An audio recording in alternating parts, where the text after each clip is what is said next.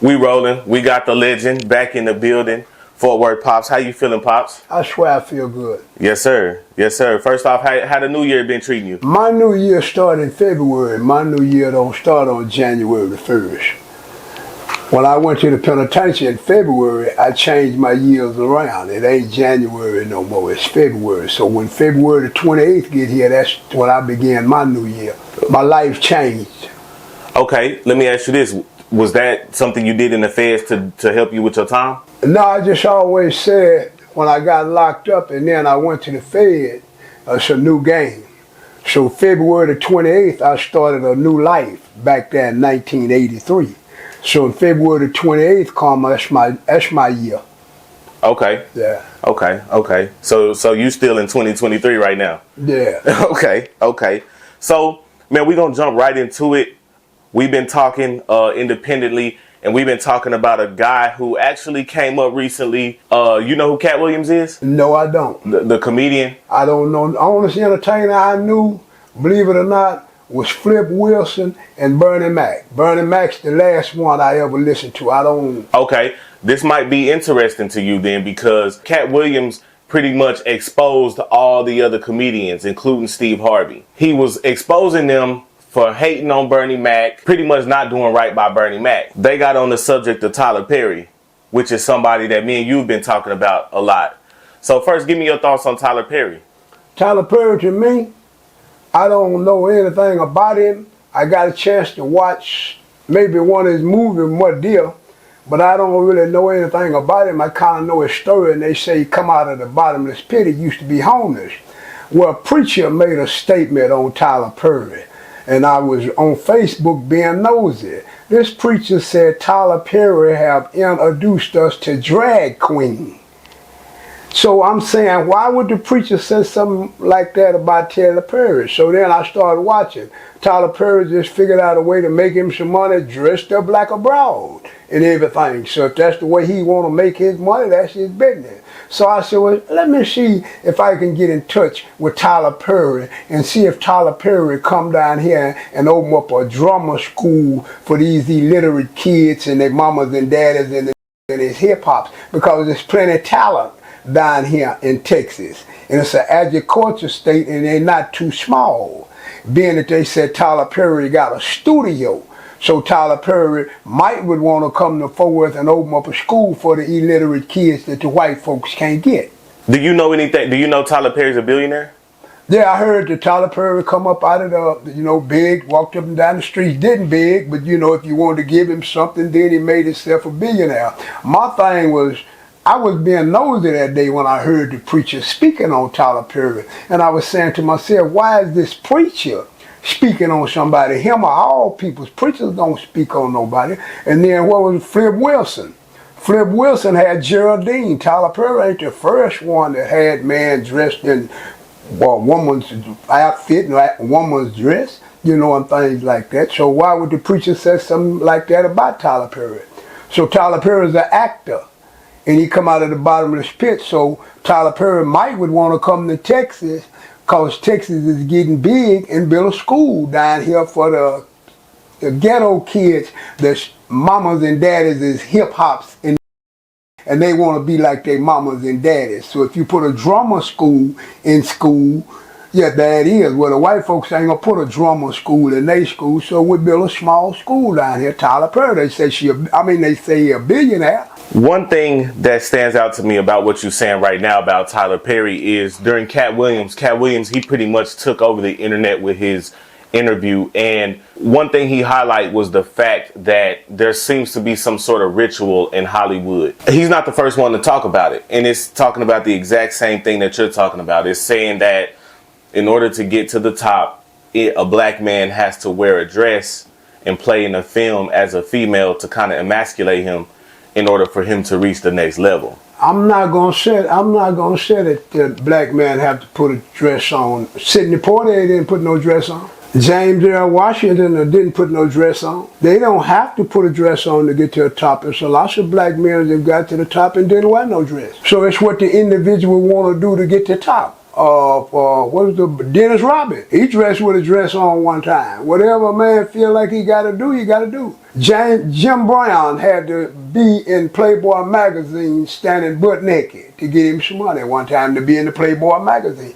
Man got to do what he got to do. So if man in Hollywood want to put a dress on to get him some money, and that's how he get him some money, that don't make him queer or nothing, because he got a dress on and wig on like a woman and acting like a woman. So, you know, how can you speak on it? As far as with Tyler Perry, have you seen any of like the Madea movies? No, I just started watching. I just started watching them because, okay, to me, Tyler Perry is an actor. And he kind of like when he fell down off in the bottom and he had to come back up. So when he fell down off in the bottom and didn't have no money and had to kind of beg, then when he come back up off of Madea. He come back off of Madea. If that's how he had to come back up, that's how he had to come back up. It's off of Madea. And now he a billionaire acting like Madea. The preacher is talking about him, but is the preacher doing anything? Is Cat Williams doing anything? Which one of them is helping the community? We're trying to see if Tyler Perry will come to Texas, buy him some land, and open up a studio and teach our kids how to act. Because he's an actor. It could be an acting school. If you act like a drag queen, if you act like Red Fox, if you act like Steve Harden, if you act like, we're just trying to see who will come to Fort Worth, Texas and buy up some of this land in Fort Worth, Texas and build something for us and our children, because we can't, because we ain't got the money. If we had the money, we wouldn't be calling Tyler Perry. Texas nation is broke. So I'm just calling Tyler Perry to see if Tyler Perry or whoever will come to Fort Worth and build us a school, because there's talent in Fort Worth, Texas. Let's talk about the word Madea for a minute, right? Because you just now getting into it, and I don't want to necessarily spoil it for you, but long story short, Tyler Perry plays the stereotypical black grandmother who's full of wisdom, who helps everybody around her kind of go through situations. But you and Charleston White are the only two people outside of referencing Tyler Perry that I've heard use the term Madea.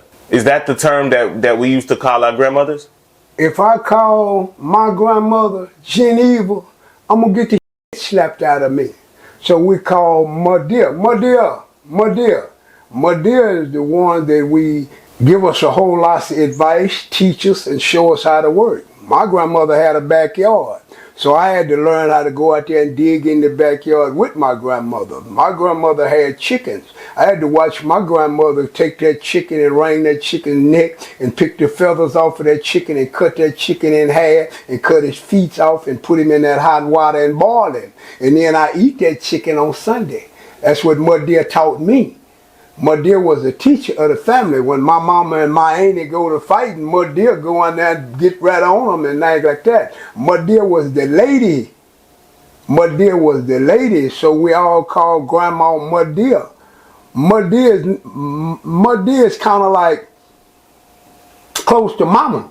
Mama's Mama, and Madea is Madea. You get love from both of us. And Madea don't play. Madea gonna put something on your ass. Madea gonna tell you one time, and if you don't do it one time, then Madea gonna put something on your ass. So if Tyler Perry is playing the part of Madea, that's the wisdom of the family to keep the family together and what you're supposed to do. And nobody disrespects Madea. Something else we talked about, we're gonna kind of switch gears right here. So something else that we kind of talked about, pretty much black people are cursed to be servants. So what is the curse of Ham? Where does that come from? Me reading the book, and when Noah put everybody on the boat, Noah put his 3 sons on the boat. Okay, now Noah, from what the Bible says, all the peoples in the Bible are dark-skinned people. What made Sam and Seth, whatever their name is, Sam and Seth and Ham, what made them lighter than Ham, and they came up in the same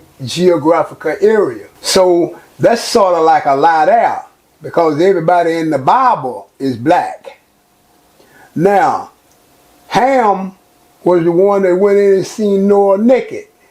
And when Ham went in and seen Noah naked, then Ham came out and told his 2 brothers, and they went in there and throwed something on him. Then Ham woke up and said, well, I'm going to curse you. You got to serve these 2 here. You got to be their servant for the rest of their life or something like that. That's they law back that in. I don't really know because I'm not really into religious. I've read a little of it, but I don't know. And that's the reason why Ham have always been cursed and had to work for his brothers.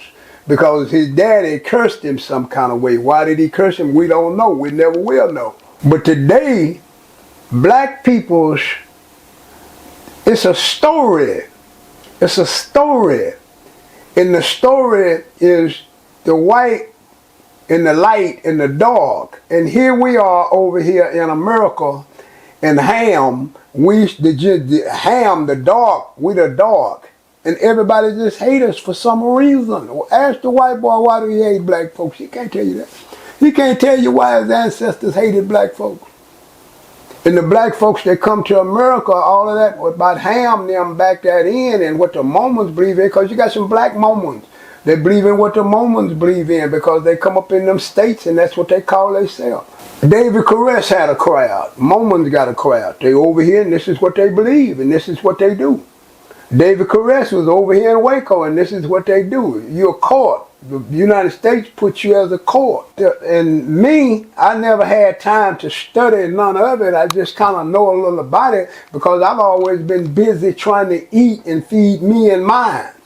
And once I learned the truth, that no man on this land, this is God's land, man on this land, no man is dominant over me. So white is not over me, period.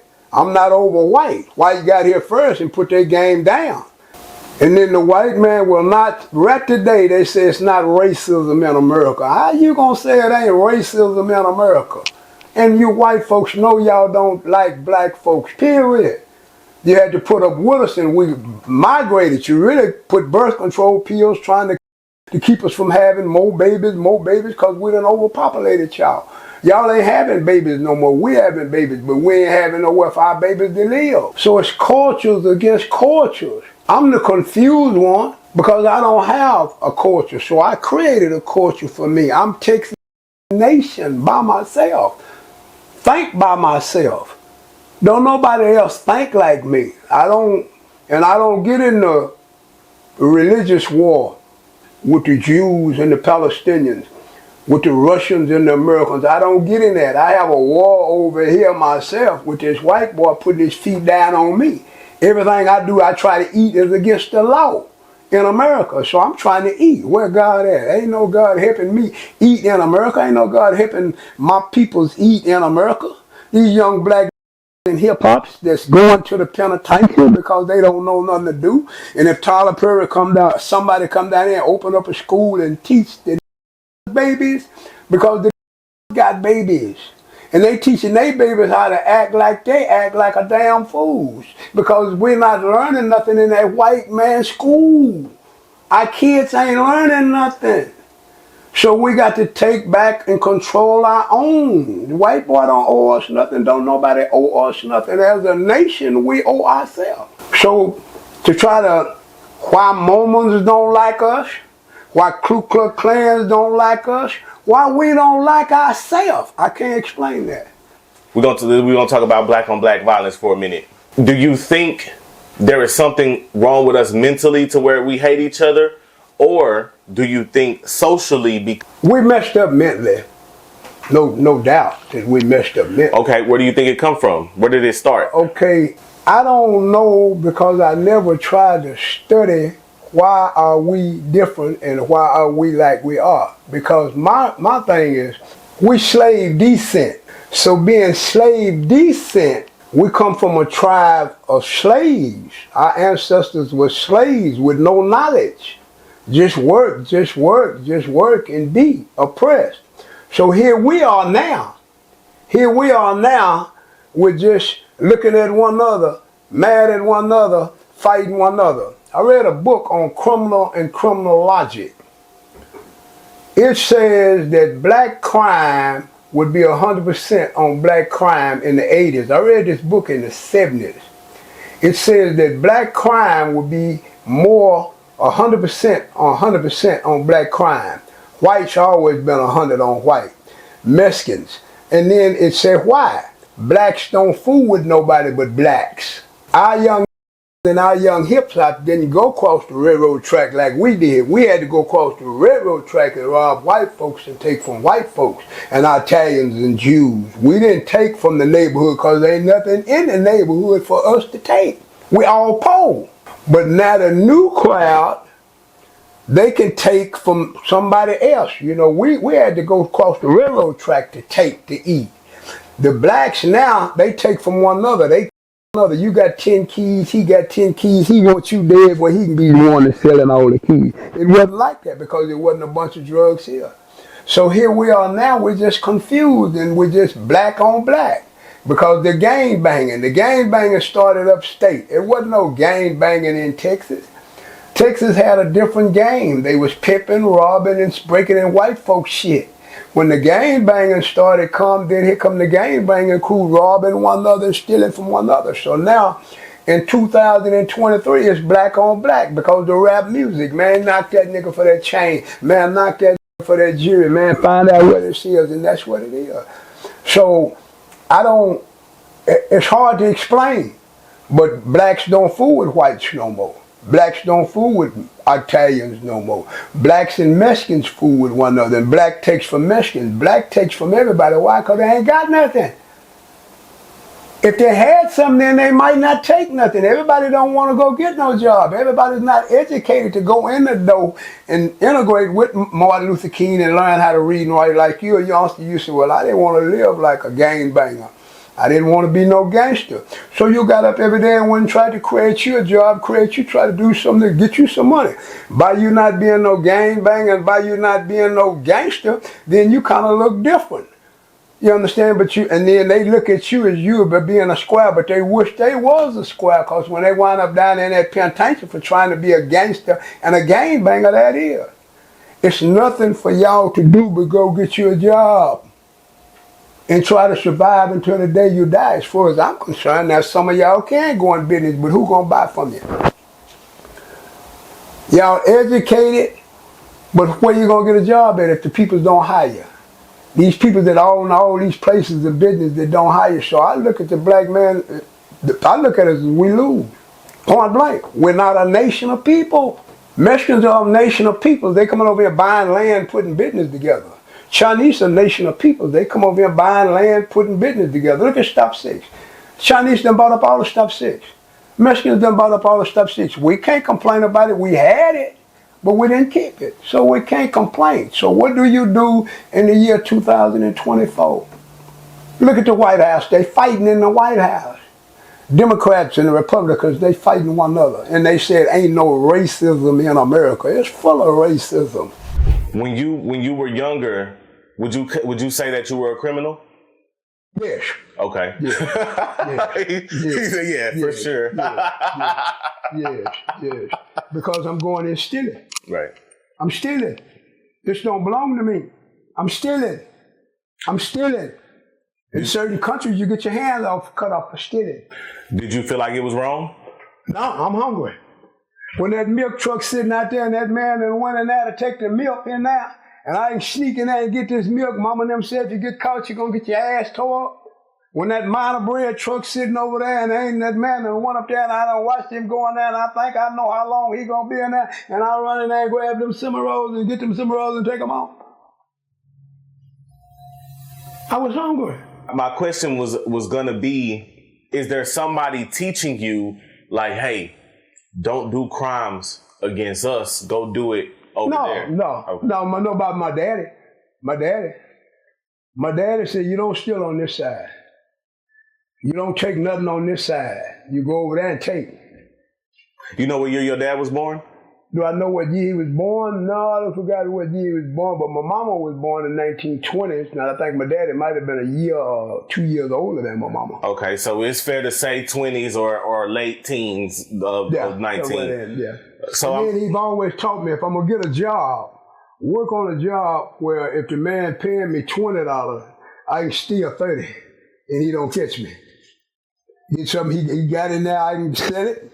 I had to go to work. That's interesting. Now I'm more so thinking about it from your dad's perspective. Like, you can only imagine how he grew up in the 20s. Back then, did you not like white people? I have never ever said dislike white peoples or like white peoples. I learned what my peoples told me about the white peoples. I play with the white people. I play with white kids. I've been around white kids. You just got some that their mamas and daddies said no. And some mamas and daddies said yeah. My grandmother worked for a rich white family. And I got a chance to play with their little boy. So I hate what hate me. I know a redneck hate me, but I can't like this redneck. I know I got to put this redneck to sleep because this redneck going to put me to sleep. I can look at you and tell what type of person you are. And if you got hate, I try to stay away from you, period. Because I don't want you to do me, neither do I want to have to do you. Prior to integration, had you ever personally had any encounters with white people to where they were maybe saying something hateful to you or doing something hateful to you? Or maybe somebody else? Did you ever see it like? I learned this coming out of my family. What you say out of your mouth, I try to pay you no mind. It's your actions coming towards me. When you come towards me, then you got a problem. But I try to pay your mouth no mind. Like, it don't bother me if you call me a... It don't bother me if you call me a ass or a hoe. That don't bother me. That's your mouth. That's what you feel like you want to say out your mouth. I don't let... Mama said, sticks and stones may break your bones, but words ain't nothing. So I learned to pay words no mind. Now, if you violent, I learned to pay people's. It's hard to get me. The only way you can get me is put your hands on me, or let me know you're kind of evil. I come up with too much love to let you get me with bullshit. I learned to avoid you. If I know you're ignorant, you're ignorant. I know you're ignorant. I'm ignorant too. I already know what's gonna happen, so I learned to kind of avoid you. That's just like if I got a place of business and I know you're a damn fool. And you just gonna act a damn fool, you can't come to my place. Because I don't want to hurt you, neither do I want you to hurt me. So let me ask you this. There's a guy by the name of Dr. Umar Johnson. He's building a school. He's what you call a Pan-Africanist. Do you know what Pan-Africanism is? Mm-mm. It's the idea of global African unification. So, for instance, I know you classify our race as right? We're created here in the United States. Right. He would tell you, no, you are African. Do you think that we should be considered Africans? The blacks that was born in America is not nowhere near like the black that's born in Africa. Because an African that's born in Africa is born up under a culture. If he's a Kenyatta, he's a Kenyatta. If he's a Nigerian, he's a Nigerian. Might be South, East, West Nigerian, but they the same. If you're South Africa, you're Zulu. In America, we ain't nowhere near. We might be the blood of African descent. That might be where our ancestors come from in our blood, but we are Americans. We ain't Africans. We're African Americans, maybe that's what people want to call us. They call us all of that. But we have no knowledge of Africa. Neither do our Nigerians say we white boys. Nigerians don't even with us. Our Nigerians say we white boys, we white. They consider us white, and we are considered white. We ain't got nobody's culture but the white culture. We don't with Kwanzaa. Some of us with Islamic.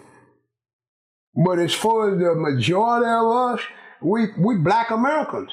You can't be no nigga. Ain't no more. You're Negro, Afro-American, just black, or hip-hop, or do not exist no more. Those was our ancestors that got beat. That's a word. Of our ancestors got abused, done bad. We come from those was that our ancestors, our grandmas, and things like that. That's what the white man called them peoples, and them peoples worked hard over here. They had to hold their heads down when they see white folks. They couldn't talk back to white folks. They couldn't do nothing. The Negro can kind of look him in his eye a little bit and hold his head to the side and everything, but he don't look him directly in his eyes. So that African over there trying to diagnose what we are, that's his diagnosis. That's his business. But he can't put nothing in Africa in my mind. I was in America. I'm a black American with no knowledge of what my tribe, my mama and them kind of Indian. I think my daddy, he's so motherfucking slick. I think he got German in him because he'll bump you and get your money and could speak like a, and kept him a knife, a good sharp knife, and he gonna jig that in you if you bother him. But if you don't bother him, he's not gonna bother you. Let me ask you this: What would you say I fall under as far as just black, Negro? I don't know your bloodline. Okay. You know your bloodline. You know your great. And I come from my mama's mama, and my daddy and his mama. Well, my daddy's mama all black. My daddy is the mystery in my family. My mama and my grandma and them, they black and Indian, African and Indian, I guess. Wherever we come from the beginning. Wherever we come from the beginning, we come off that boat. When we got off that boat, and our ancestors got off that boat, and here we are today. I don't argue with that. Michelle Obama can't tell you what tribe she from. Obama can tell you where his dad is from. His dad is from Kenyatta, but his mama was St. Louis or somewhere. St. Louis born up there somewhere, and then they went to Hawaii. And when she went to Hawaii and went to Hawaii University, and she met Obama's daddy. He's an African. It's the difference between an African and a black American. Period. The black American is not gonna buck that white boy. Period. The African gonna buck that white boy because he got a culture. He know who he is. We don't have a culture. You know your bloodline. Your bloodline is who you are. So, and some of us don't know our bloodline, so that's really why we're so confused and mentally ill. We got to be mentally ill. Ain't no way around it. Look how we act. My mother that raised me, that taught me, that wanted me to be what you said I could do. Yeah. That's what my grandmother wanted me to be. That's what she groomed me to be. When I go to my granny's house, I got to be like that, and I got to be in that book, and I got to fool with that book. And when I tried to tell her it was another book, she told me, get out of here. I don't want to hear about that. And I got to do what Granny said do. I had to get out of there. I couldn't tell her about that other book. She don't want to hear about that book. She just wanted to hear about that one particular book there that done been passed down to us. I don't think at this point you can put African anywhere on us. We've been stripped of that. We really, they talk about the sheep. We're really the lost sheep with no shepherd. Me, can't nobody give me that because I know I ain't that. I'm only interested in one thing. If I had me a building where I could be gambling in it now, I wouldn't be sitting in front of you talking now. I would, because I'm after the money. I know how to make the money that I want to make, and I know how I can make my money. And I can make my money, I can get people jobs. I might can open up a school. I might can build a black hospital. You understand? Because my nature and his nature is different. He might have lung cancer, and his genes and my genes are two different genes, so you can't treat them alike. I'm black. My it's just stronger than him. You understand? I automatically, so no, it's our own philosophy. We're our own doctors. We're our own scientists. So that's really why we are retarded. We're mentally ill. We wake up every day to have sex. We wake up every day to play football, basketball, drink some wine, smoke some weed. We just enjoying planet Earth, really. Really, the black race, they don't manufacture nothing, they don't produce nothing, they don't grow nothing. So that is, so it's just, that is. We talked about the law of God versus the law of man. And you kind of told me that God's law been out the window. We've been done living from under God's law. We living under man's law. What's that mean? What do that mean? Yeah. If you live according to God's law, the way Jesus Christ gave it to you, you don't hate nobody, you don't dislike nobody, you feeding everybody. You looking after everybody, it ain't nothing but love. If you living according to God's law, who do God give his law to? God gave his law to Israel. God gave his law to Israel. Israel gave the law, Jesus gave the law, the man picked up Jesus' law as Jesus' law. Now every time now, whose law is it? The government's the law. The king's law. Over in England, how do they have to live? In Russia, how do they have to live? They live by God's law. If they living by God's law, would man be dropping on children? Would they be flying airplanes dropping on people? So you living by man's law, king's law, president's law, dictator's law. Some fool, they want to say, well, okay then, I want to this country over here. God, y'all take up an airplane and go over there and people up. God sent that law? Allah sent that law? Man sent that law. Why? Because two men got a different agreement? So a bunch of innocent people, poor people, don't know nothing about nothing, got to suffer for that? God didn't send them laws. Man, you living by man's law. That's man's law. That's what stood out. That stood out. They change law every day. What did Donald Trump do? Donald Trump said if he get in and lost, y'all going to jail. He done broke every law it is. Is he going anywhere? No. So that's man's law. Man's law can be challenged. They don't even speak God's law. They live according to the devil. You know when you get up and you little baby, you wrong. You know when you get up in the morning and you hit that man from the back, you wrong. Now, and if you're in Greece, they hit one another from the back. The Greeks, they do all that in the back. They do all of that. Different countries do things. It ain't nothing wrong with it. That's what they do in that country. The Indians used to hit in the back. This is their law. This is what they do. That's man's law. Drink. That's the devil wishes law. Drink the. That's the man's law. Ain't no God's law. If we all live by God's law, it wouldn't be no problems. If we all, Jesus had a great philosopher. He that ain't never sinned, talk about him. All us done sinned. Show me a man ain't sinned. Show me a perfect man. Show me a perfect woman.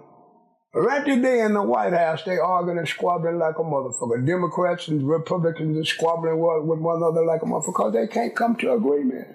They can't come to a one accord. In Korea, North Korea is one accord, what Kim said.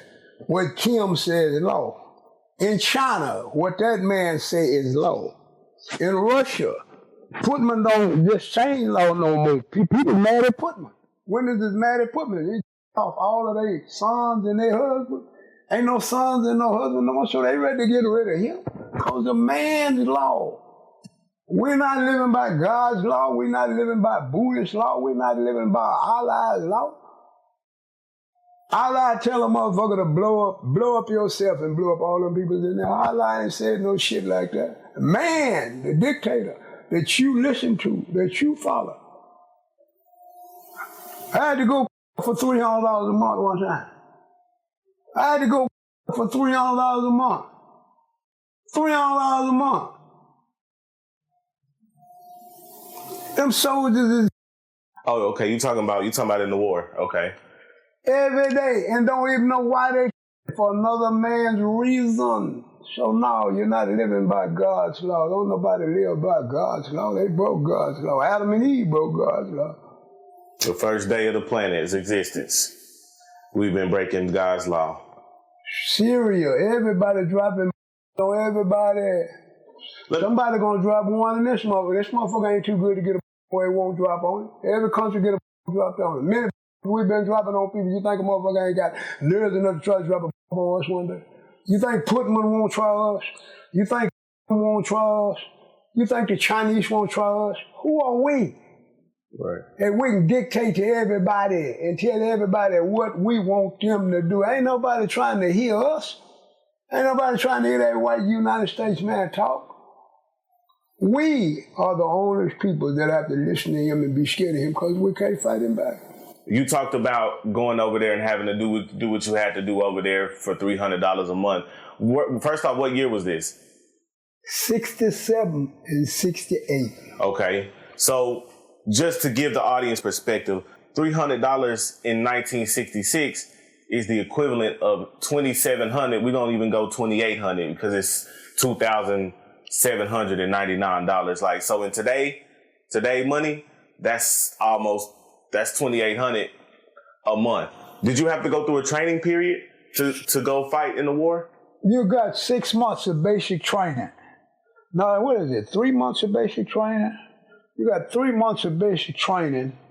Then if you get ready to go overseas, you have maybe, I forgot, how long do you, I forgot, maybe a couple of months before you go overseas to go to a war zone. When you get ready to go to another country, they build a little place in one of the places in America that you go train.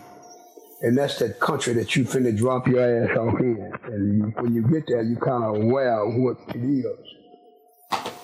So you kind of know. So Yeah.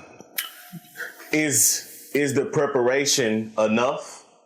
No, never enough. Never enough. When you come to my house to have war with me, you don't know where I'm hiding at when you get over here. You know where they done told you I'm hiding at. The Vietnamese hid on us, and we thought the Vietnamese on top of the ground, the Vietnamese up under the ground. We sleeping on Vietnamese. They got tongues, and we didn't know nothing about tongues. Just like Palestinians had tongues, we didn't know nothing about tongues. In the movies, you kind of see it like that, to where they had real clever traps and stuff like that. How important was it to be aware of everything? It's very important because you're dealing with your life and your freedom. You're dealing with your life. You're trying to get back home. So you got to be very, very careful when you come to another country. And now, the war in the jungle is totally different than the war in Iraq. They blowing up shit. Every now and then they'll fly in and blow up shit, but they blowing up shit every day in Iraq. So those little boys is crazy. They drum up. That whistle. You hear that whistle coming in. You hear it coming in. So have you ever heard of it before? That's what it sounds like, a whistle. You got 3 whistles. Wow. And then you can get up and move. But you better hurry up and get back down because it's coming back in. You got to be low because when it hits and it splashes, metal and everything. So you just... Have you ever been in like a combat situation where you're firing at each other? I don't want to speak on it. That's some people. When we got off, when I come back from Vietnam, I went to Jersey City. I had to go there and debrief. You debrief there. That's where I went. When I come back from Vietnam, we stopped off in Jersey City, and I had to stay there, quarantine, to see if everything is all right. I forgot if it was a month, 40 days, how many days it was under quarantine. Then when you get out, you come back home. Let me ask you this: How did you avoid? You know what PTSD is? Yeah. How did you avoid having PTSD? You don't avoid it. So you have PTSD? You have everything. Ain't nowhere in the world you're going to come back home and I ain't going to thought about them years that you was over there in them jungles. Okay, so... Yeah, but you learn that they program you, but they don't deprogram you not to. You have to deprogram yourself. So I just want to commend you and just tell you how mentally strong you are, because you don't seem to have to use drugs to cope with it. You can simply just smile and say, I don't want to talk about it. And that's a real strong mind, So as far as how did they treat the black people that fought in the war? Because we in 1966 at this time.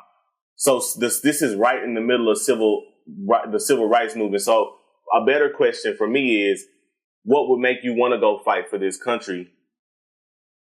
What would make you want to go be in the army at that point in time of based on everything that's going on in civil rights? A young wild man. Okay. A young wild man that don't want to just keep being around this. Okay. So, it ain't bothering me. I'm going to learn what I want to learn. And I went and learned what I wanted to learn and did what I had to do. And come on back and come out here and do what I have to do. I got a survivor mind.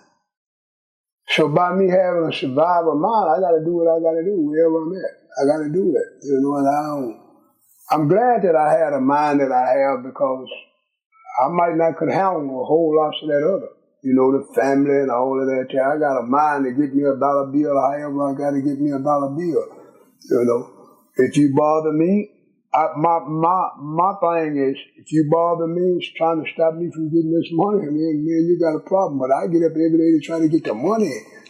That's my goal every day. Been my goal every day. Just stop being my goal. And it ain't stopped being my goal. I just slowed down the last 3 years. My goal is always to get up and get me some money, how I got to get it. Watch the jack and watch the police and try to play the big and broads and the dudes, no mind, and get the money. Okay, so let's talk about what did you make the most money doing? Selling drugs. Okay. Selling drugs gave us the economic, gave us money to do what we want to do with it. We can hold more business than everything you sell. What? We hold more business, give people business and everything. I broke dealers. Okay. I broke dealers. I'm a professional gambler. And I've always kept me a gambling place, and wherever people go gamble at, I go to their gambling spot. And I break a bunch of people that sell. And when I break a bunch of people that sell, and then one time there wasn't nobody selling, and the people that needed some, so I just picked up the thing and went to selling myself and gambling. Okay. So there's an idea that the government placed it here for us to sell because we don't have ships to The get government didn't really post nothing here for us to sell. A lot of people say that, but a lot of people, different countries come to America, and when they come to America, they bring that thing with them. One of the biggest themes in hip hop right now is snitching, telling, right? And I want to make it very clear to you and the camera that this isn't necessarily my lane because I'm not in the streets, never been in the streets. I just think it's important to highlight because there's a whole group of youth that are fascinated with that topic. I mean, every week another rapper is getting exposed for having paperwork where he told on somebody, or then now it's even to the point where they breaking down jail fights. And if one of the rappers talk about what happened to the police, they calling them a snitch. So with doing my research on a bunch of the top dealers, even take out the Fort Worth ones, we can go to Frank Lucas, right? People like that. One thing I noticed by doing my research is that 90% of them, by the law of the streets, told.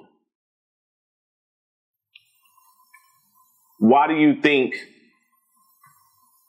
that no snitching is embedded in the youth so hard? Like no snitching, no telling. Like why is that drilled so hard into them? When you get in the streets, at least. A snitch.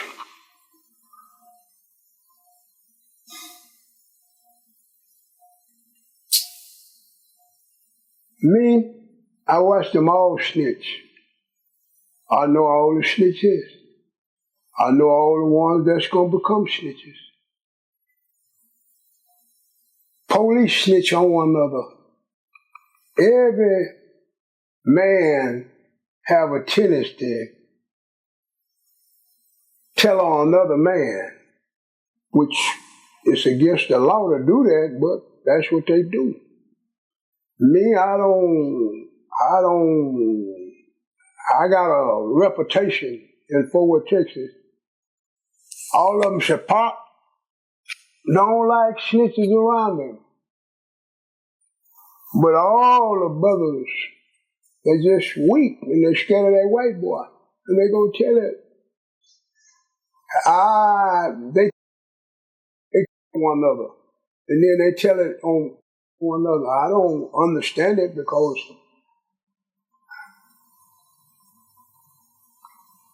it's just Judas snitched on Jesus.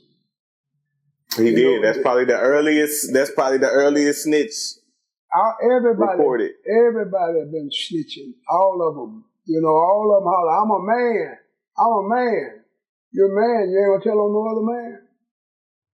That's really why I say we searching what is a man. When you get caught in a war, you know you're going to get tortured. What do? You kill yourself. Don't tell. You don't tell. Nothing I can say about a snitch, or nothing I can speak on because, it's a hard job. That's why if you can't wear the suit, don't get on it. My mama and my wife told me to tell on a fella. They all told me to tell on a fella, but me, I knew them peoples and I know the code. I'm not going to tell nothing on no man. I ain't. Right. I ride by myself, and then if you don't want nothing told on you, don't let nobody know nothing. All these young boys running around there talking about they gangsters. They ain't no gangsters. White boys, Italians wasn't gangsters. They was family. That's what they come from. Their cultures doing, and the white man called them gangsters. These little boys around there calling themselves gangsters, they ain't a bit more gangsters than a man in the moon. Just something they done picked up. Just a game that they trying to play. And when they get arrested, what do? All of them cry. All of them cry. And then what's so bad about it, all of them know one another. They know he done told it. They know he done told it. They know he done told it. So, man don't have no business even speaking on another man. Right. You don't have no business doing that. Yeah, I can't speak on you. I can't speak on no other man. You don't speak on nobody but yourself. You speak on what you know about yourself, and they ask you about anybody else. That is. The Fed is so cold. Me and you taking care of business. Mm-hmm. You know what I'm doing.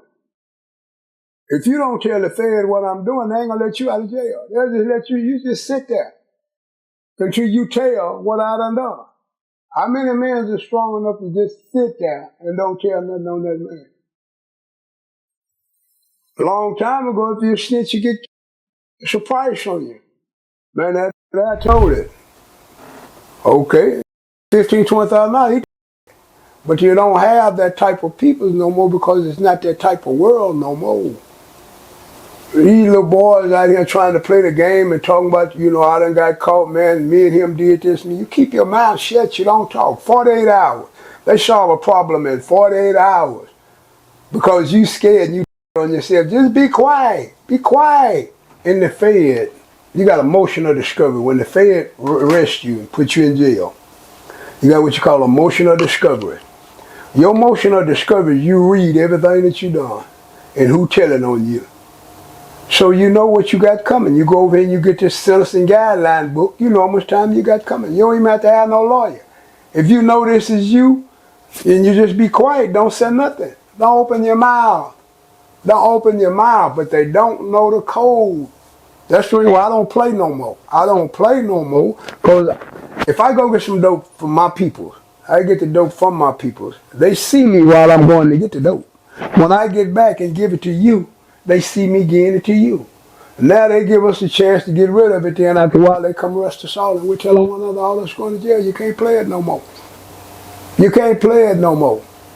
So that's the reason why the internet game, they got an internet game now. They're talking to make them some money. And all of them telling what they done done. You don't tell. You don't even tell what you done done.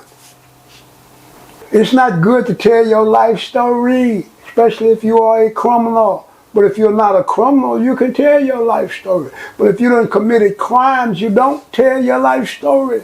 You don't even want to be in front of this camera. I'm wrong for being in front of this camera. You think so? I know so. I know so. Oh, man. Your life is beautiful. Mm-hmm. Their life is a headache. Right. Because they got a problem.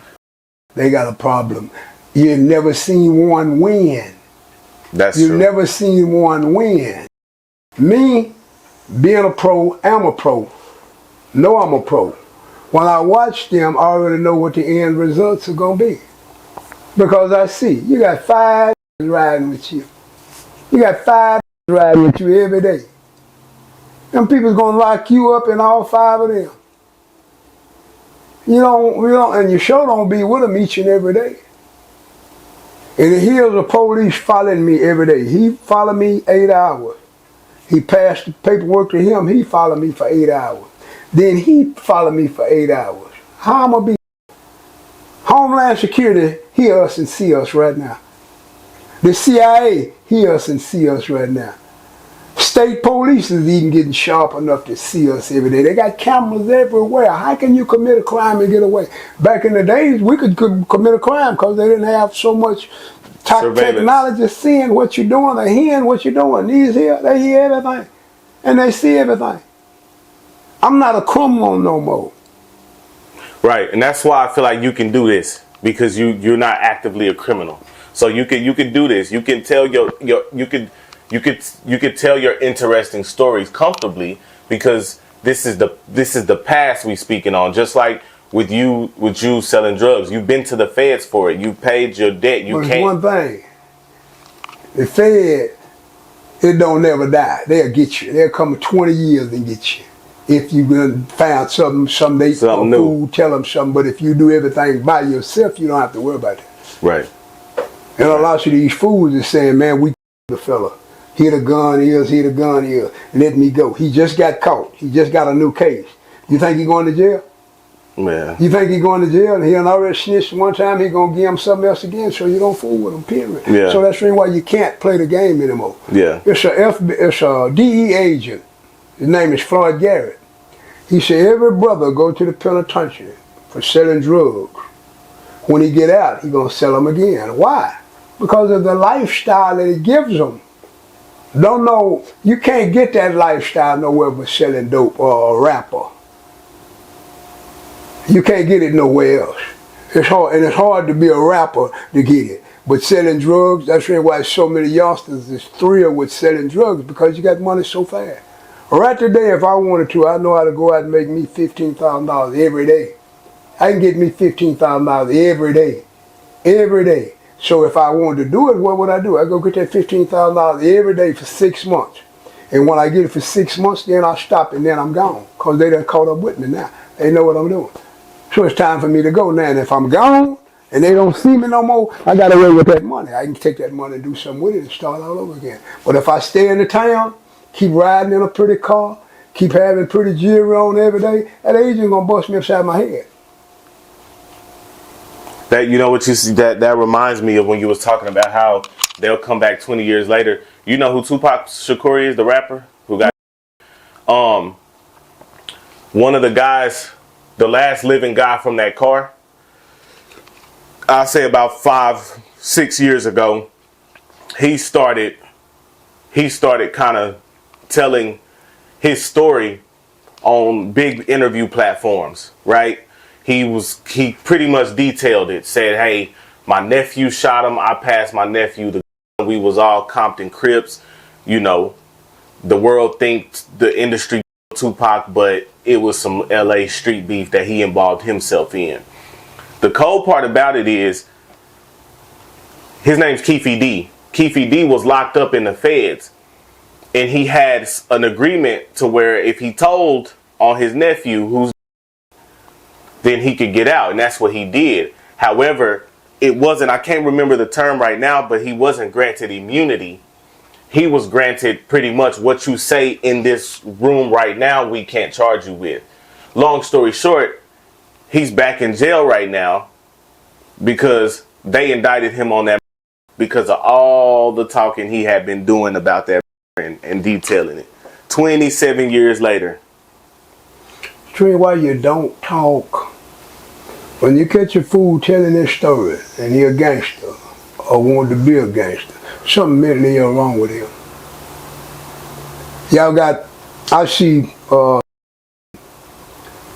he got all the OGs telling their story. Homeland Security, Fed, everybody hear that. They want to go back and pick that up, they can go back and pick that up. You don't tell your story. If you're a criminal, let your story be. Yeah, like I said, I think that if you no longer are, you can make some good money because you can get an audience's attention, and that attention equals ad revenue which equals dollar signs. You know. You don't never want the attention of being a criminal. Okay. Never. Never. Wouldn't. No matter how much money it comes with. I wouldn't. What somebody else wants, that's their business. Me, I'm satisfied making it here like I am. Cool. Facts. So we're gonna end it with this right here.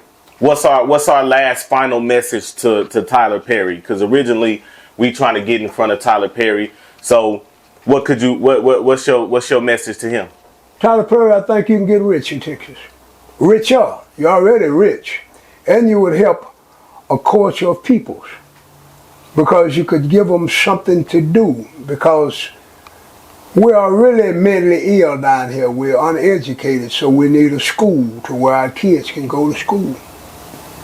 So if you're interested, come on down there and help us build us a school where we can help our children. And the hip-hop's children. That's basically what we need. The children need to help. All of us is old, dead, and gone. Nah. But if we, just like it's a bunch of kids down here got talent, but they never will get a chance to use their talent because this is the agriculture state. Fort Worth is an entertaining town. And they got some entertaining stories in the town, and they got some hell of actors in the town. Yeah. Okay. So, man, we're going to end it off right here, Pops. We appreciate your time as always. Drop your Cash App. What's your Cash App? If they $ Willie P. There was a gentleman out of Indianapolis who told me he was going to send you something. Did he? He probably did. Okay. He probably did. Cool. So I'm gonna find out his name, and I got something for you, bro. Because I told y'all last time, if you do donate to Pops, I got something for you. I'll help you out in any way that I can. So, man, we're gonna sign out. Much love, Pops. Thank you. Yes, sir.